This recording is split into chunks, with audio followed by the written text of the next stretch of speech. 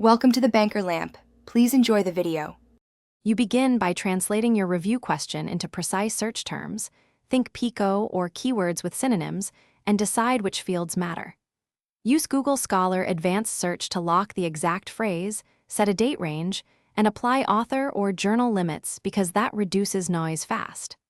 Once you run a focused query, scan the first 20-50 hits and immediately export relevant citations by clicking Cite and selecting BibTX or EndNote. This saves time when you move to deduplication and screening. Once you have initial results, iteratively refine queries. Add or between synonyms, wrap phrases in quotes, and use minus to exclude irrelevant topics. This sharpens recall and precision. Then export all candidate citations to a reference manager and run deduplication. Screen titles and abstracts there because it's faster than researching each record. Meanwhile, use Google Scholar's cited by and related articles to backward and forward search. This uncovers seminal studies you might otherwise miss and builds a robust evidence base.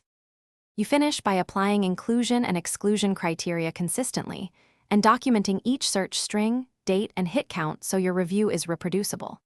Retrieve full texts and log reasons for exclusion. Prepare your Prisma flow numbers from exported counts. If you get too few hits, broaden terms or remove strict date limits. Conversely, if results are noisy, tighten by searching within titles or adding exact phrase quotes and journal filters. One troubleshooting tip: when duplicates persist, export raw CSV and match DOIs to dedupe reliably. Thanks for watching. If this was helpful, leave a like and consider subscribing. See you next time.